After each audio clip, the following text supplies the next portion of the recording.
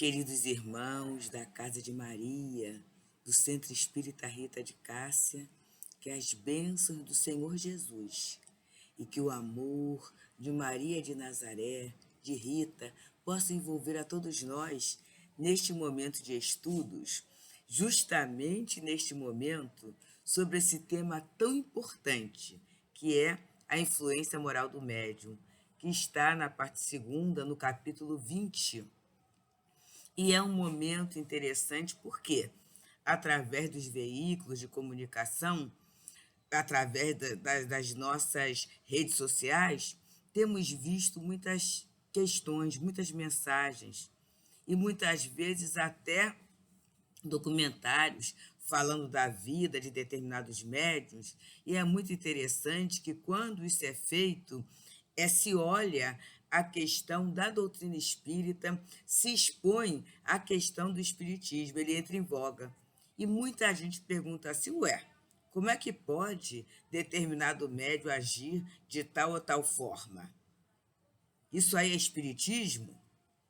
E se nós não tivermos assim uma base sólida, quando eu falo a base sólida, a argumentação sólida, é assim. A gente pode falar muito bem, a gente pode ter um excelente vocabulário, uma excelente capacidade de argumentação, mas quando se fala em espiritismo, em doutrina espírita, é necessário que nós estejamos alicerçados dentro desse conteúdo que é trazido na codificação.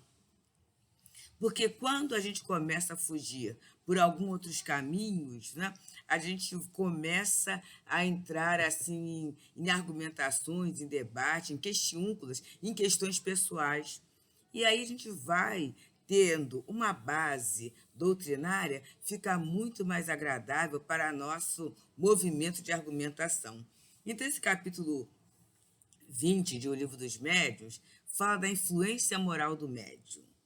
E na 226 ele começa, e a gente vai caminhar passo a passo com o texto de Kardec, que é de uma riqueza e nos dá uma segurança muito grande.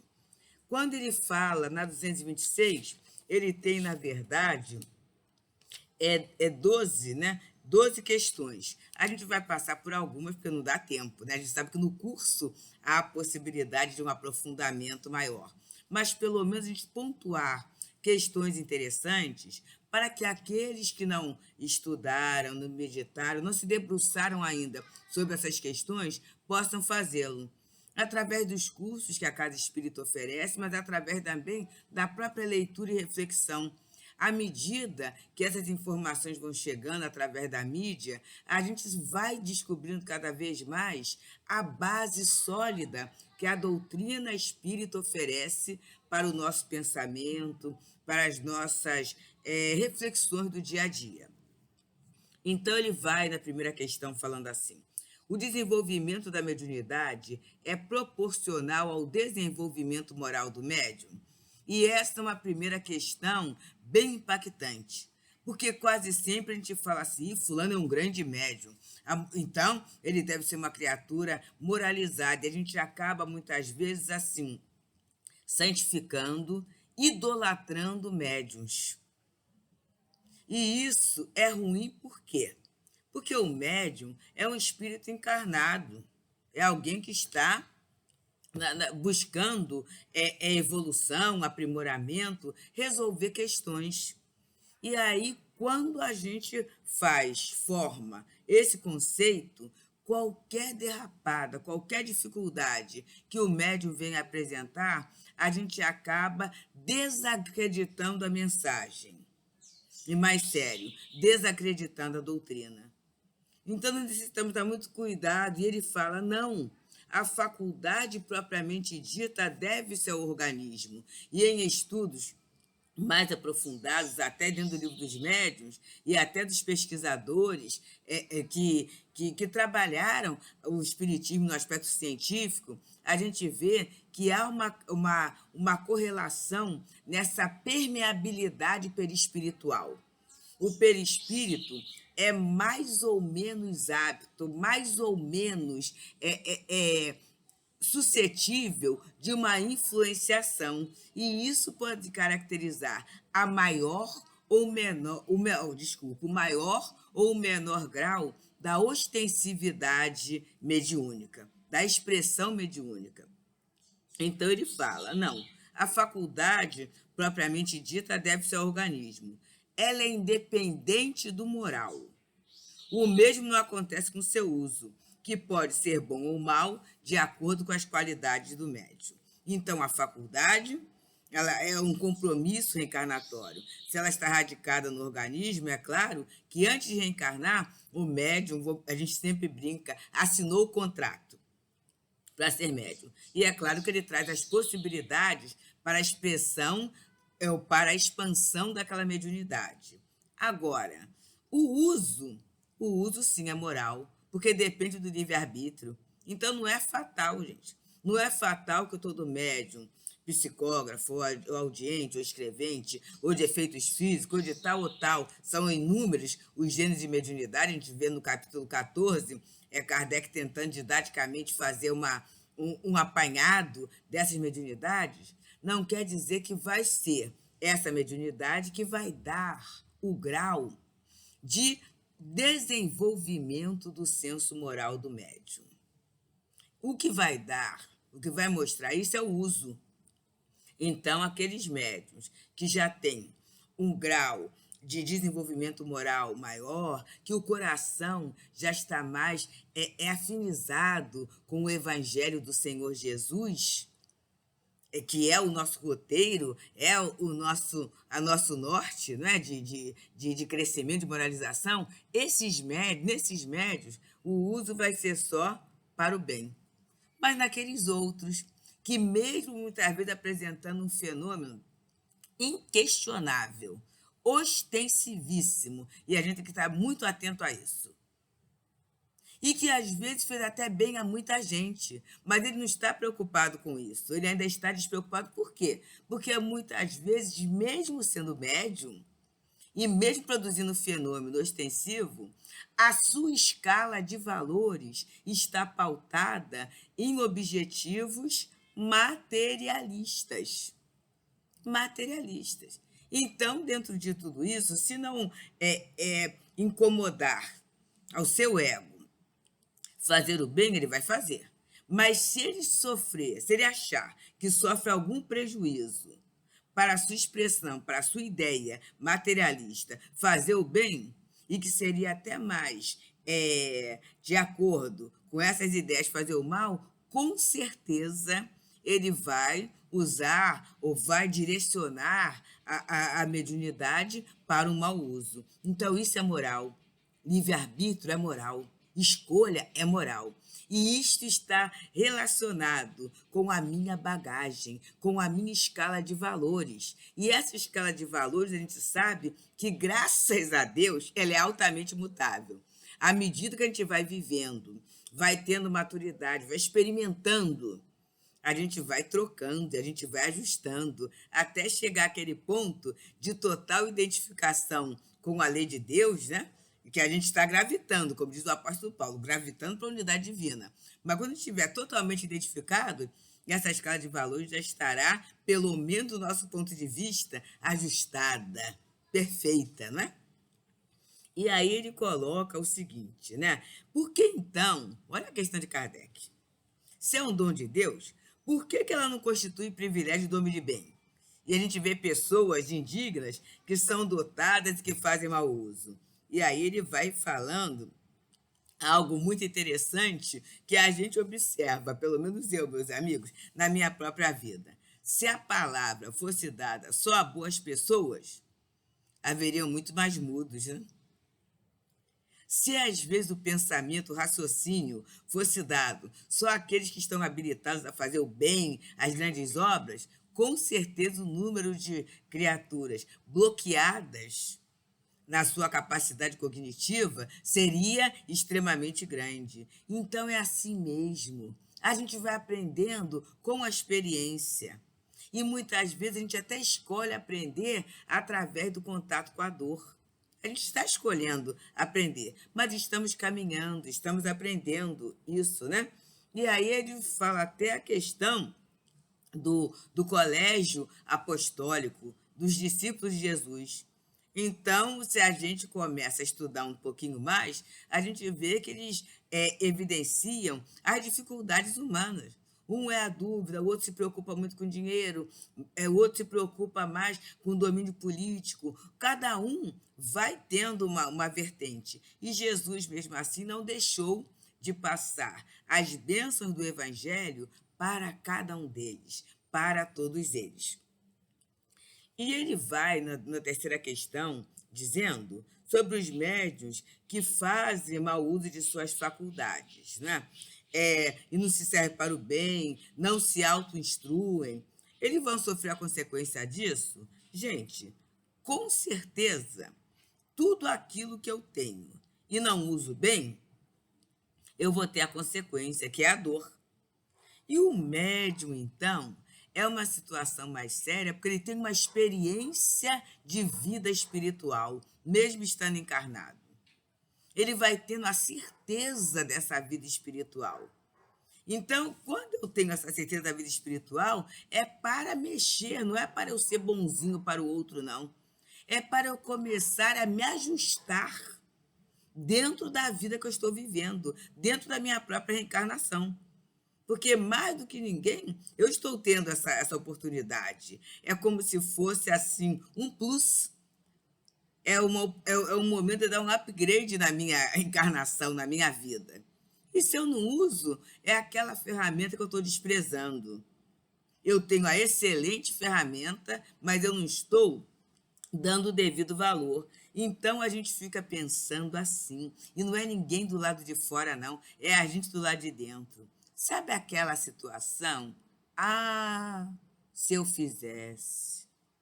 Eu falo que é o complexo do condicional do ser, né? Ah, se eu tivesse aproveitado. Porque a ferramenta existe para isto. E aí a gente começa até a pensar, muitas vezes, naquelas questões da vaidade, ele vai falar mais tarde, né? Dos pseudos missionários, em que a gente fica achando que é só para exportação. Sem nos importarmos, e a palavra importar é muito bom, né? Sem trazermos para dentro a experiência mediúnica vivenciada. E ele coloca até sobre as comunicações. Então, tem médiuns que têm certas comunicações repetidas. E por que será? É para o outro? Também. Mas e para si mesmo? E a gente lembra da belíssima experiência da nossa querida Dona Ivone do Amaral Pereira, na experiência do contato com os suicidas, sendo ela própria uma suicida reencarnada. O quanto, meus amigos, essas criaturas, ela, né, valorizou a própria vida. Quando a gente começa a ler, a estudar a obra, a gente vê em todos eles, gente, até nos romances, um tratado de valorização da vida do momento. A gente é alertada por certos detalhes, para certos detalhes, que às vezes, estando encarnados, a gente fala assim, isso aí não é nada não, isso aí o que tem? O que tem eu usar o meu poder de sedução? O que tem isso? O que tem? E depois deixar o outro para lá. Só para testar como é que está o meu magnetismo. O que tem isso? E a gente vai vendo lá nas trilogias, a gente vai vendo sublimação, que tudo tem consequência. E a gente, às vezes, até já sabe na cabeça. Mas quando a gente lê uma obra dessa, em que vem uma história que retrata em determinadas angulações da nossa própria história, a gente fala assim, opa, a gente fica mais alerta. E a gente começa a observar os talentos que se tem e como eu estou utilizando. Com que finalidade eu estou utilizando. Então, isso é valorizar a vida, é valorizar a própria existência, é deixar muitas vezes até de entrarmos no caminho da queixa por aquilo que ainda não possuímos e o outro possui, para valorizarmos o momento atual. É aquilo que alguns companheiros têm falado muito para nós, né, nos ajudando muito. Atenção plena. Plena atenção, valorização daquele momento, porque vai ser altamente relevante para as decisões futuras. É a organização, é o amadurecimento da experiência no próprio íntimo. E a experiência mediúnica é isso. É isso. Então, antes da mensagem chegar para o outro, ela passa por nós. E aí vem a questão: o que é que eu estou fazendo? Como é que eu estou? Será que eu estou atenta no momento que a mensagem passa por mim? Qualquer mensagem, gente. A mensagem da dor. Muitas vezes o companheiro que trabalha no atendimento espiritual, a chamada reunião de desobsessão, né? O atendimento fraterno aos enfermos espirituais, muitas vezes, equivocadamente, esse companheiro pode achar que ele é o grande caridoso, ele é o missionário. Eu não estou diminuindo, gente. Até porque a gente faz parte da tarefa, uma tarefa importantíssima. Os espíritos necessitam do nosso fluido e até da nossa proximidade com essas questões para o atendimento a esses companheiros. Mas, na verdade, a história deles passada por nós é uma lição viva para toda a equipe, mas para todos nós que estamos ali no trabalho. Eu, particularmente, me permitam os irmãos dividir essa intimidade, eu sempre falo assim, eu não entro em muitas, desculpa o vocabulário, encrencas pela lição com esses companheiros, porque eu vejo na reunião mediúnica, né, a gente trabalha na reunião mediúnica, a gente vê o quanto um momento de não perdão, um momento de intransigência, um momento de falta de fraternidade, o quanto isso repercute em dores imensas, com uma duração muito grande, com uma profundidade, uma intensidade muito grande. Porque, por um momento, aquela situação poderia ser resolvida. Por uma palavra não dita, aquela situação poderia ser abrandada. Por uma expressão de desapego, uma simples expressão de desapego, a situação ficaria muito melhor. Então, esse aprendizado é para o próprio médium. É claro que serve para a instrução de outrem, né? De quem esteja atento, mas para o próprio médium, ela é fundamental. E é nesse momento que ele continua a dizer para nós, né? Não creais que a faculdade mediúnica tenha sido dada apenas para corrigir uma ou duas pessoas. Não. O objetivo é muito maior. Trata-se da humanidade. E aí ele vem trazendo esse trecho que eu acho importantíssimo para a nossa compreensão. Olha só, meus amigos. Um médium é um instrumento pouquíssimo importante como indivíduo. É por isso que, quando damos instruções que devem ser proveitosas para a generalidade dos homens, nós nos servimos daqueles que possuem as faculdades necessárias, mas admitir como certo que virá um tempo em que os bons médios serão bastante comuns, para que os bons espíritos não tenham necessidade de se servirem de maus instrumentos. Porque pode, um mau instrumento é uma boa comunicação? Pode. Se eu só tenho, né, aquela ferramenta, vai ser aquela ferramenta que eu vou usar. Mas é claro que isso não vai impedir que o espírito procure ferramentas mais adequadas. Então, é essa questão que a gente tem que parar. Quando a gente fala assim, mas o médium tal, né, cura tanta gente, ajuda tanta gente, tudo bem. Porque dependendo de quem pede, dependendo se estiver no cabimento da lei, vai ser aquela criatura mesmo, e o único recurso vai ser aquela criatura que vai ser usada por um bom espírito para que o outro receba. A questão é, qual é o aproveitamento íntimo, próprio, que eu estou tendo daquela experiência mediúnica, daquele contato? É essa a posição, não é? E aí ele vem trazendo mais um ponto. Então, que é o nono, qual seria o médium que se poderia chamar de perfeito? Essa é ótima, quando ele diz perfeito, que pena. Sabeis bem que a perfeição não existe na terra. Sem isto, não estarias nela. Dize, portanto, bom médium, e já é muito, pois eles são raros, E aí vamos entrar lá no item 197, quando ele fala que bons médios são os médios modestos, seguros, sérios e devotados, né? Ele fala que são raros. O médium perfeito seria aquele sobre o qual os maus espíritos jamais teriam ousado fazer uma tentativa para enganá-lo. O melhor é aquele que, simpatizando somente com os bons espíritos, tem sido enganado menos frequentemente. Eu falo que essa questão é da misericórdia, porque muitas vezes a gente se cobra, a gente comete e se cobra. E aí a gente fala assim, eu errei, e aí fica com aquela culpa.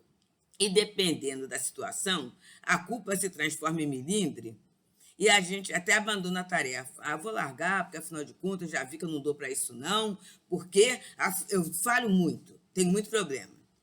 E aí ele está falando aqui para nós que com certeza o médium perfeito não existe na Terra. O que existe é o quê? É aquele que mais se esforça para a perfeição. Ele fala que o perfeito seria aquele sobre o qual os mais espíritos jamais teriam ousado fazer uma tentativa de enganá-lo. E aí a gente, quando às vezes cita o Chico, né? Com certeza, a maior antena mediúnica do planeta. Mas o Chico não passou também por situações obsessivas? Que avaliava a sua questão moral. Eu lembro um fato que é muito falado mesmo, né, para nós. Naquele dia, Chico tinha vindo da tarefa mediúnica, lá da comunhão, tinha vindo como espírita cristã. E ele estava sentadinho ao pé da sua cama, tomando lá o seu lanche noturno, né? Seu cafezinho com leite, seu pãozinho, e de repente aparece um espírito. E o espírito, para Chico falar que era assustador, devia ser mesmo, né? Um espírito enorme, e que falou assim: Chico, você me chamou? E aí, com essa voz, ele ficou assustado, baixou a cabeça, né? E aí o espírito falou mais 2 vezes. E ele, nesse baixar a cabeça, é a hora que ele largou o pão e o leite, ficou até segurando, mas fez uma prece íntima. E agora, o que eu faço, né? Em que ele mexeu nas potências da alma para ter uma reação. E aí, na 3ª vez, ele virou para o espírito e falou assim: chamei sim, meu irmão, chamei sim. Sabe por quê? A minha situação está tão apertada, está tão difícil, que eu quero que você me abençoe, em nome de Deus ou das forças que você acredita. E aí o espírito, como se fosse um boneco inflável, desinflou. E olhou e falou assim: Chico, só você mesmo. E as lágrimas caíram. Olha só, na verdade, não era um espírito que queria tirar o Chico do sério? Era, gente. Mas, naquele momento, olha a escala de valores, olha o livre-arbítrio, não apareceu Emmanuel, nem doutor Bezerra, nem guia nenhum, para dar solução para ele. Isso é uma outra questão também. Ninguém deu a solução para ele. Ele é que mexeu na sua escala, mexeu na sua bagagem e encontrou uma resposta que foi a resposta do quê? Da simplicidade, da honestidade. Porque se ele pegasse uma resposta pronta, é claro que em mediunidade, né, nesse contato com os espíritos, não há maquiagem espiritual, não. É o autêntico. Então, ele foi autêntico em falar. Ele estava vivendo uma situação de vida difícil. E ele colocou, né? Ele colocou. Mas olha a bondade, olha o sentimento em perceber que mesmo o outro sendo inferior, imperfeito, tudo isso, ele pode ter algo de bom para dar. E abençoar é algo de bom que o espírito pode dar. Mas no momento em que ele aciona, olha, é muito bonito isso, a melhor parte do outro, o outro perde todo o controle do mal que ele gostaria de fazer. Dr. Bezerra de Menezes diz que se nós nos desarmarmos antes, a gente consegue desarmar o adversário. A nossa dificuldade é que a gente fica querendo guerrear, a gente fica querendo mostrar que é melhor que o outro, a gente fica querendo mostrar a inferioridade do outro, sem perceber que quando eu aciono isso no meu interior, eu estou entrando na mesma faixa. E aí fica muito fácil da gente ser atingido, ser enganado, não é? E ele começa, e aí ele vai, né? Quais são as condições necessárias, na 11ª, para que a palavra dos espíritos superiores nos chegue isenta de qualquer alteração? E ele fala, primeiro, querer o bem. Querer o bem. Segundo, expulsar o egoísmo e o orgulho. Ambos são necessários. E aí ele vai dizendo, né, que as qualidades que atraem na 227 os espíritos são preferentemente a bondade, a benevolência, a simplicidade do coração, o amor ao próximo, o desapego das coisas materiais. E quais são os defeitos que mais atraem, ou que afastam os bons espíritos, mas, consequentemente, atraem os espíritos imperfeitos? O orgulho, o egoísmo, a inveja, o ciúme, o ódio, a cupidez, a sensualidade e todas as paixões pelas quais o homem se apega à matéria. Ele não está querendo falar aí, gente, que é necessário ser santo, não. Mas é dar um parâmetro, ele nos dá um parâmetro, a doutrina nos dá um parâmetro para analisarmos. Naquele momento em que eu sinto um mal-estar súbito, que não tem nada a ver com a minha questão orgânica. E com certeza o mal-estar moral. E ao invés de eu ficar acusando, porque chegou um obsessor, porque chegou um espírito inferior, e dependendo da sensibilidade, o médium até identifica aquela presença, mas que eu pense assim, o que é que deu causa a isso? E é assim, gente, um pensamento, uma palavra, um julgamento, uma atitude, tudo isso dá. Eu permito compartilhar com os irmãos, já que a gente tem um carinho, uma intimidade muito grande por essa casa amada mesmo. Certa feita, naquele dia eu ia para a reunião mediúnica, lá do Leão Denis, era uma sexta-feira. E saindo um tanto mais cedo, porque a gente tinha alguns compromissos antes, né, dentro da própria casa, ligada à tarefa mediúnica, a gente saiu cedo. Então, acabamos o nosso almoço e fomos. E fomos de transporte público. E no que a gente está saindo da nossa casa para pegar o transporte, antes de atravessar a rua, sentimos um mal-estar muito forte, né? Muito forte. Uma presença muito forte, negativa. E naquela hora eu pedi assim, ai, amigos espirituais, por favor, me ajudem. E eu ouvi assim, né? Dá nome ao que você sentiu. E, aparentemente, a tendência é a malcriação. Estou pedindo ajuda, estou na rua, sentindo uma influência espiritual fortíssima. Então, é hora de ver o que eu estou pensando, dar nome ao que eu senti. E aí eu peço novamente, eu ouvi mais uma vez. E quando eu vi a segunda vez, eu fiz assim, rebobinei, né? E fiz assim, o que foi?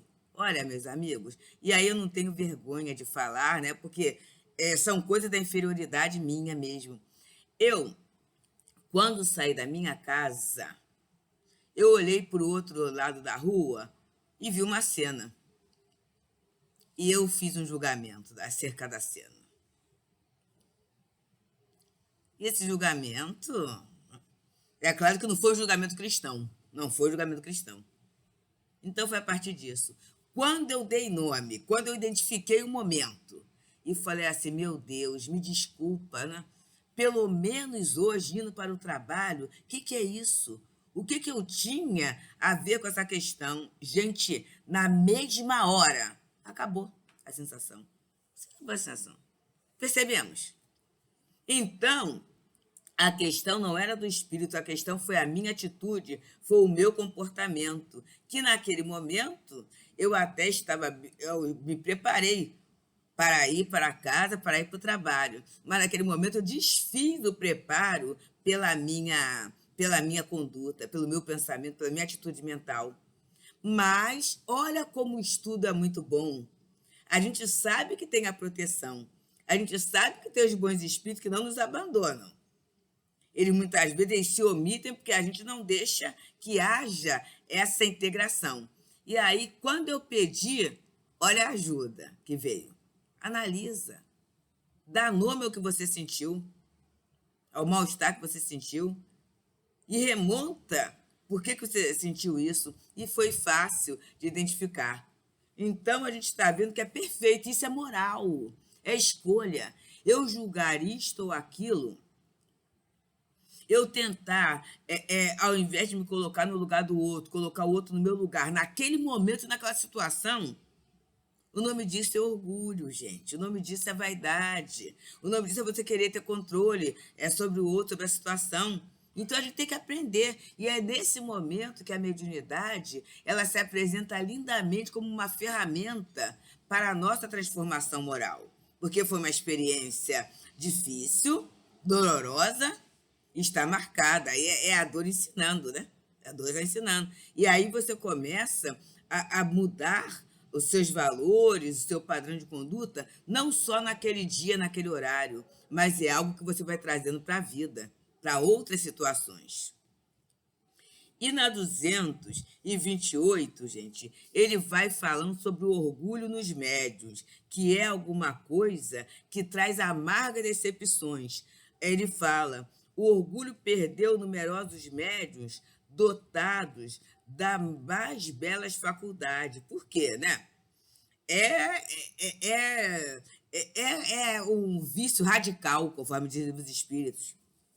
E aí ele vai dizendo como é que se aparece esse orgulho nos médios, em nós. Né? Primeiro, confiança cega na superioridade das comunicações que recebe. Isto é um traço tristíssimo do orgulho. Né? Segundo, desprezo pelo que deles não vem. Então, é aquele médium que ele só aceita o que vem através dele. O que vem através de outros médiums, ele deprecia. Terceiro, importância irrefletida dada aos grandes nomes. Então, ao invés do médium olhar o conteúdo da mensagem, ele quer saber quem assinou. Através dele ou através do outro. Terceiro, recusa dos conselhos. E esses conselhos, gente, é dado através dos companheiros, porque Deus, André Luiz fala isso lindamente, Deus ajuda as criaturas através das criaturas. Então, quando eu começo a rejeitar conselhos, eu estou numa autossuficiência venenosa, né? Danosa, dolorosa para mim mesmo. Outro, rejeição de qualquer crítica. Então, o médium não aceita avaliação. Sabe aquilo que é feito no final do trabalho, em que se senta para avaliar, e muitas vezes até para não ser avaliado, para o médico falar assim, foi tudo muito bem. Por quê? Porque é como se ele estivesse trocando elogios e a avaliação não é isso. É como eu senti o trabalho, como esse trabalho pode melhorar, quais são as dificuldades que eu enfrentei. Isso tudo falado num clima fraterno, num clima amigo, no clima de Jesus mesmo, do Evangelho de Jesus, de um ambiente cristão. Outro, afastamento daqueles que podem dar opiniões desinteressadas. Então, o médico se afasta porque ele não quer mudar. Outro, crença em suas habilidades, apesar da sua falta de experiência. Então, é isso, gente. E muitas vezes esse orgulho, ele é exacerbado por quê? Fala aqui no livro, pelos médios que o cercam, que começam a idolatrar, que começam a elogiar, que começam a fazer. E aí o médium também tem que ter cuidado. Por quê? Não se tem controle pelo que o outro fala, mas a gente tem o livre-arbítrio para exercer esse autocontrole. Eu sempre digo, eu sempre brinco, né? Falando sério, muitas vezes alguns de nós da divulgação chegam médios amigos e sinceros que dizem que viram as luzes, eu vi a luz assim, a luz assado, e viram mesmo. E aí o médium tem que ficar consciente que aquela luz não é dele. Aquela luz é dos guias. Por quê? A gente está fazendo, por exemplo, esse trabalho aqui, é em nome de Maria de Nazaré, é em nome de Rita de Cássia, é aqui na casa de Teresa d'Ávila. Então, é claro que há uma assistência espiritual superior. A questão é que a gente não consegue manter essa assistência no dia a dia o tempo todo. Daqui a pouco, na hora de ir para a cozinha, de fazer um almoço ou da vida comum, a gente continua na vida comum. E o bonito, o bom seria se nós conseguíssemos manter essa emoção, essa vibração para sempre. Mas nem sempre a gente consegue esse tempo todo ainda, né? Ainda. E ele coloca o quadro do médium verdadeiramente bom, aquele em quem se pode confiar, né? Então ele tem uma execução muito boa, mas a gente também tem que considerar a natureza dos espíritos que assistem esse médium habitualmente. E para isso não é o nome que se deve referir, mas a linguagem. E o que é linguagem, gente? É o conteúdo da mensagem. Muitas vezes a palavra é bonita, é perfeita, mas e o conteúdo que é? Está induzindo ao bem? Está de acordo com a lei de Deus? Está de acordo com o amai-vos uns aos outros como eu vos amei? É isso. Então, tem uma dissertação de Erasto, da 230, que é muito bonita, né? Mas a gente não tem tempo para ler toda. Mas ele coloca o seguinte: já o dissemos, os médios, enquanto médios, têm apenas uma influência secundária na comunicação dos espíritos. A tarefa deles é a de uma máquina elétrica que transmite os despachos telegráficos de um ponto afastado a um outro ponto distante da Terra. Assim, quando queremos ditar uma comunicação, agimos sobre o médium, como o empregado do telégrafo sobre o seu aparelho. Eu sempre falo assim, o pessoal mais novo vai ver o que é telégrafo, né? Porque pode fazer a pesquisa. Isto é, da mesma forma que o tic-tac do telégrafo desenha a milhares de léguas sobre um pedaço de papel os sinais reprodutores do telegrama. Também vejam lá do Google o que é telegrama. Também nos comunicamos através das distâncias incomensuráveis que separam o mundo visível do mundo invisível, o mundo imaterial do mundo encarnado. O que queremos vos ensinar por meio do aparelho mediúnico. Mas eu gosto muito quando ele fala o seguinte: onde a influência moral do médium se faz realmente sentir é quando este substitui suas ideias pessoais em lugar daquelas que os espíritos esforçam-se para lhes sugerir. É ainda quando tira de sua imaginação teorias fantásticas, que ele próprio, de boa fé, acredita resultar de uma comunicação intuitiva. Na dúvida, abstentes, diz um dos vossos antigos provérbios. Não admitais, portanto, senão o que seja para vós uma evidência patente. É melhor repelir 10 verdades do que admitir uma única mentira, uma única teoria falsa. Então, eu creio que a gente tem aqui algo muito bom que serve para a nossa análise nesse momento e a análise das mensagens que nos sejam. No momento, né, onde a gente vê mais a questão moral é na hora em que o médium substitui a ideia dos espíritos para a ideia deles. E ele pode substituir até por uma forma positiva. No momento em que ele vê que aquela comunicação não tem a ver com conteúdo de verdade, de justiça, de amor que está dentro da lei de Deus. Então, nessa hora, ele rejeita a comunicação. Ou então, na correção, ele fala assim, não, isso aqui não pode entrar, não. Isso aqui vai induzir as criaturas a fazerem escolhas equivocadas. Não, não pode isso, não. Isso é influência moral, porque quase sempre quando se lê esse trecho, a gente pensa só no aspecto negativo, em que o médium vai substituir a palavra de um bom espírito por alguma coisa dele. Ele faz isso, pode fazer, mas também ele pode bloquear uma comunicação que não vai ser para a justiça, para a bondade, uma comunicação desrespeitosa. Então, queridos, que a gente possa ver essa análise, que a gente, enquanto médiuns, produtores de comunicação conscientes, ou enquanto usufrutuários da mediunidade, a gente analise sempre, porque Paulo de Tarso já falava, examinai tudo, retende o bem. E a canção espírita fala, seja o amor a nossa bandeira de luz. Então, se a gente tiver como o amor a nossa bandeira, se a gente tiver o estudo como meta, se a gente tiver Jesus como guia e modelo, com toda certeza, influenciaremos e seremos influenciados sempre para o melhor. Obrigada pela oportunidade, muita paz.